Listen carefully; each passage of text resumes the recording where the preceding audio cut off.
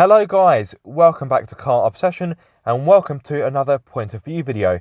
This time I'm in the brand new Kia Soul EV. So let's go for a drive.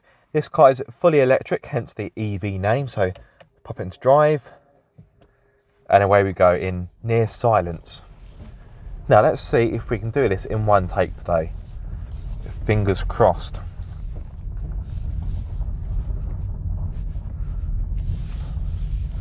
I think we will go right.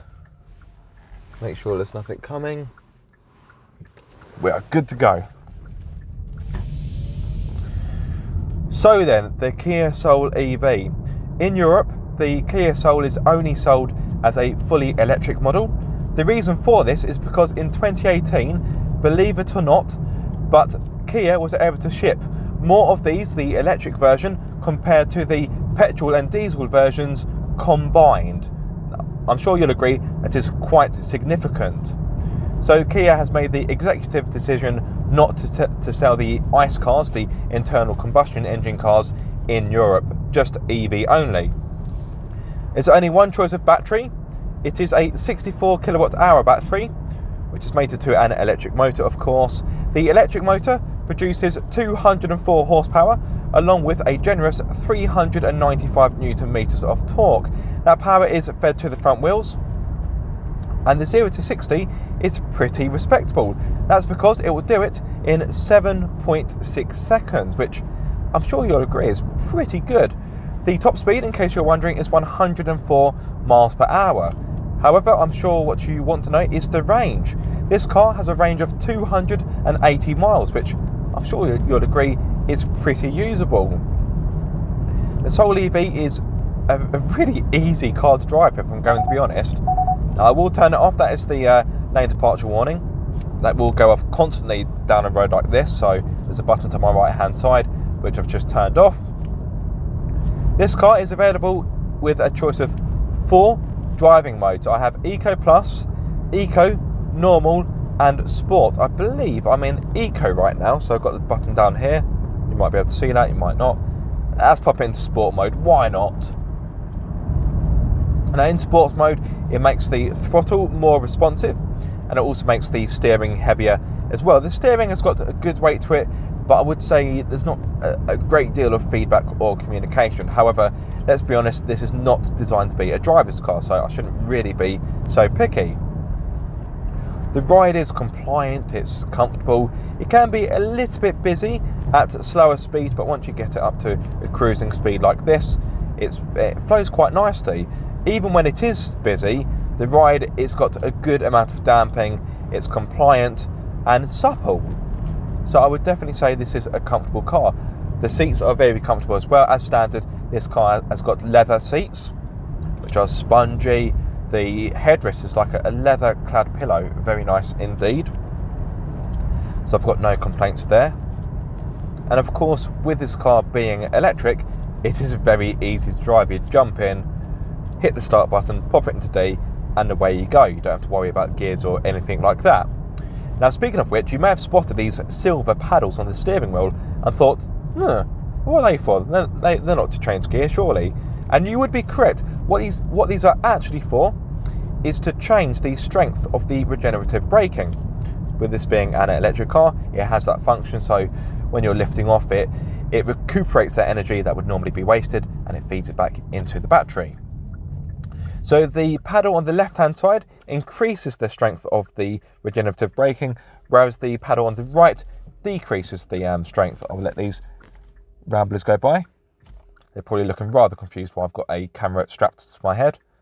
When having said that, they haven't really given me a second look, so yes, anyway, moving on. Right, am I good to go? Yep.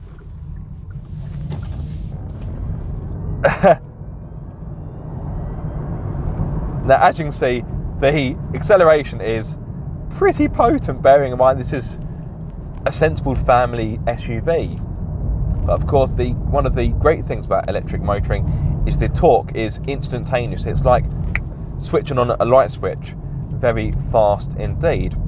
Now let me talk you through the specification of this car, which is very good. This car, after the £3,000 you get back from the government, will cost you £34,299.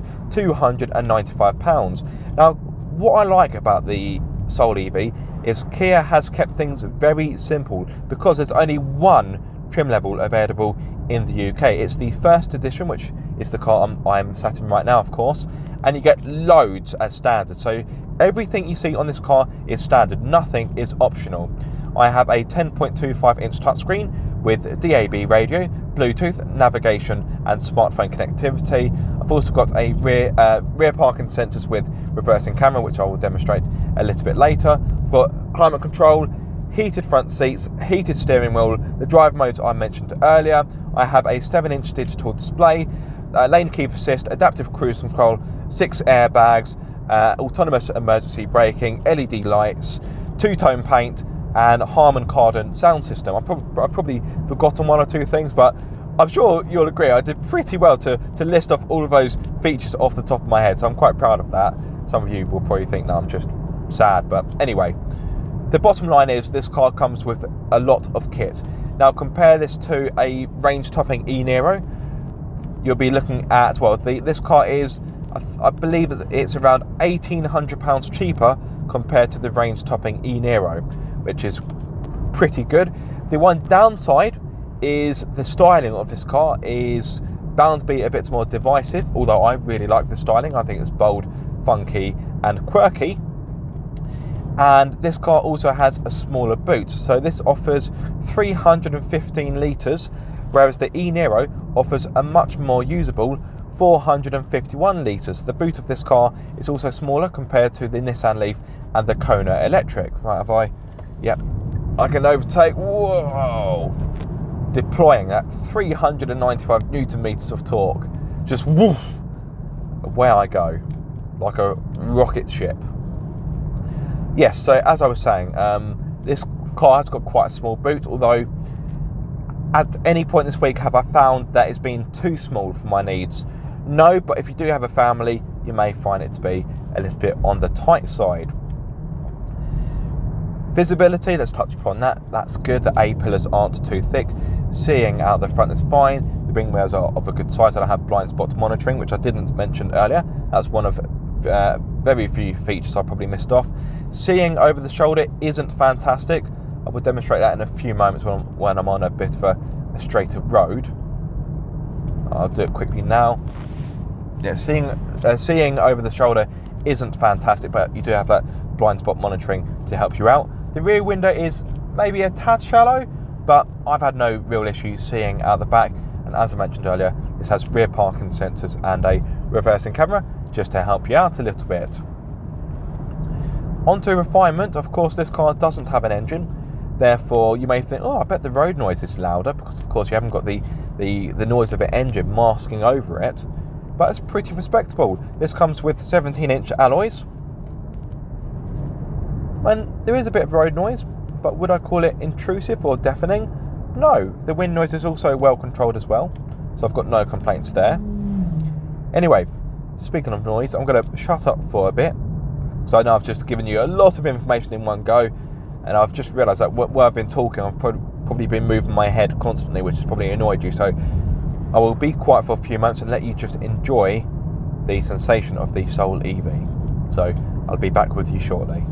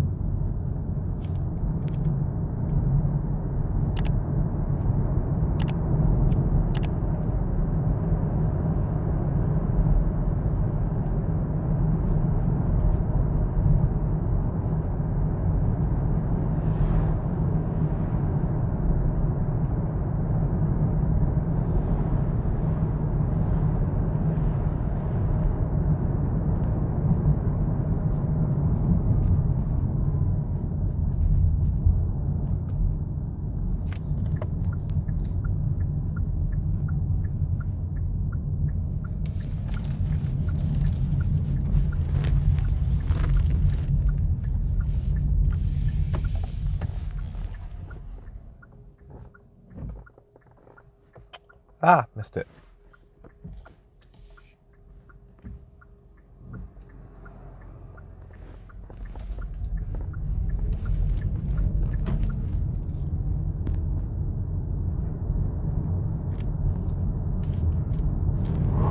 Oh, bit of wheel spin.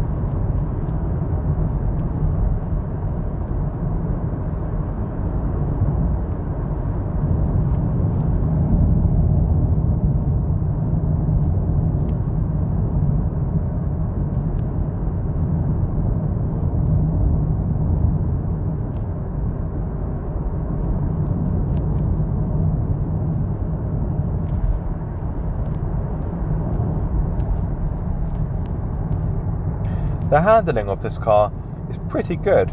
This car is taller and boxier compared to the e-Niro, so you do of course get a bit more body roll in the corners, but it's still pretty capable. The grip is decent, the brakes perform well, the steering when you have it in sport mode has got a good weight to it. Not a massive amount of communication, but as I probably said earlier, this isn't designed to be a driver's car, so it's not really a massive complaint from me. Can this car be fun to drive? Yes, I think it can. Not loads of fun, but enough to put a little smile on your face. Let's move on to more sensible things, charging time. So, if you happen to use a 100 kilowatt charger, you'll get the battery from 0% to 80% in 54 minutes. If you use a 50 kilowatt charger, you'll get the same result in 1 hour and 15 minutes. If you happen to have a 7 kilowatt charger at your home, you'll get the battery from 0% to 100% in around 9.5 hours. And if you can only make use of a traditional 3-pin socket, then I'm afraid you're in for quite a long wait, because to get it from 0% to 100% will take, wait for it, 31 hours. Oh, ouch, that's a long time. But of course, I'm sure many of you watching, if you're thinking about buying a car like this, there's a good chance you're probably thinking about buying or having a home charger installed, so that probably won't be a massive concern to many of you watching. The Soul EV, yeah, it tackles corners quite competently. Got no issue there. Right, what else can I speak about? I've spoken about the ride comfort, the way how it drives. Now, if there's anything I don't feature in this video that you would like me to give you an answer on, please feel free to drop a comment or a question in the comment section below. There will of course be a more traditional review where it's not just point of view like it is now. So hopefully I'll be able to cover everything you may want to know about within that video. In regard to the touchscreen, some of you may be concerned about this. It's not the greatest touchscreen I've used in the world, but it's still of a good quality. The display is always a bit risky. The display is pretty good. Not the sharpest I've used, but it's good enough. It works well. Just wait for a bit where I can actually see it ahead of me, so I can pass this cyclist. Rather you than me, love. I'm quite comfortable as I am. In fact, I might even put my heated seat on. Put it on the lower setting. It's a little bit chilly today. Right. There we go.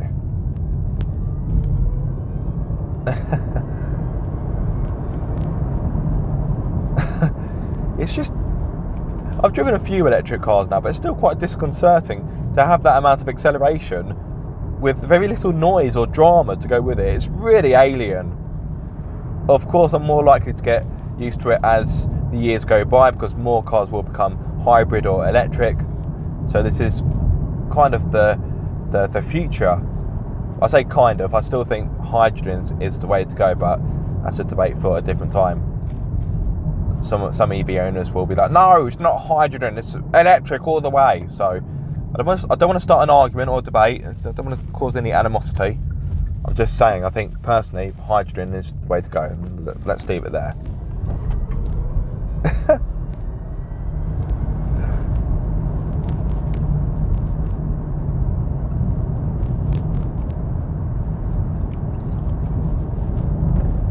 To be honest, there's not much about this car I don't like, particularly from a driving perspective.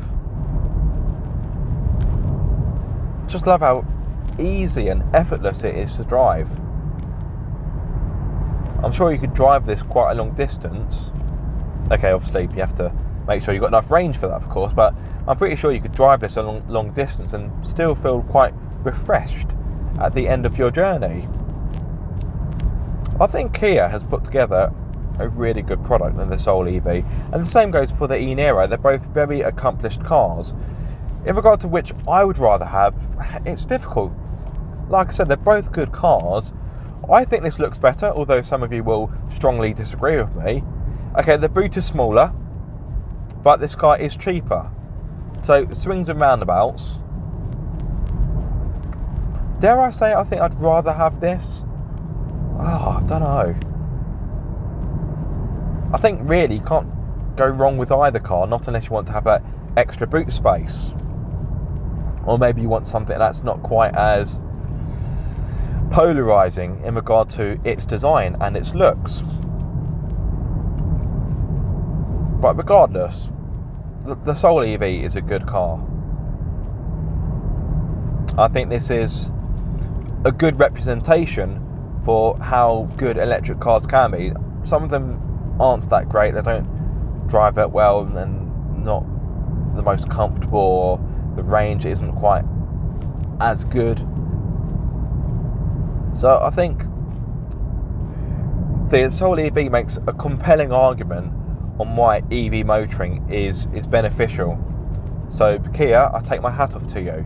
Well, I would, but my camera's attached to it, so that would ruin the video. Anyway, speaking of ruining the video, so far, I'm going to jinx it now, so far I've been able to do this in one take, which I'm very happy about. I've got a tendency to always muck up my sentences or to stumble on my words, but I think I've done alright in this video. And I'm almost back at my starting point, so I've only got a few more hundreds of yards to tackle before I get back. So yes, I think this might be a one-take video, which is a rarity for me. So guys, what do you think of the Kia Soul EV, or electric cars in general?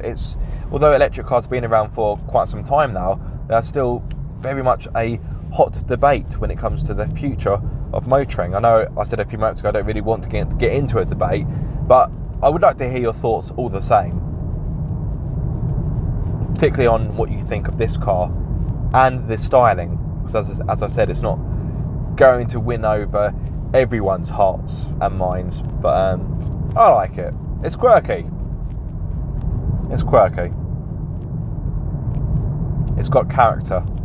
I think that's what you need from a car, particularly an electric car, where it's difficult for it to have a soul. Get it? Because it's called the... Anyway, I digress. Need to find somewhere to park. This car park has been very busy today. I will go over here next to this Mark IV Golf, which is a GTI. Bonus points, although the Mark IV Golf wasn't deemed to be the greatest of its family tree. So there we go, guys. Let's turn the car off. It's going to bleep at me now for a bit. That's not. It will bleep if I do that though. Oh no. Okay. Kias normally like to bleep a lot, but in this case it's remained silent. Yeah, thank you so much for watching this video. I do hope you have enjoyed it. If so, be sure to like, comment and subscribe. If you are subscribed, don't forget to click the bell icon so you get notified every time I make a video. But until the next time, guys, be sure to keep up the car obsession. One take. Yes.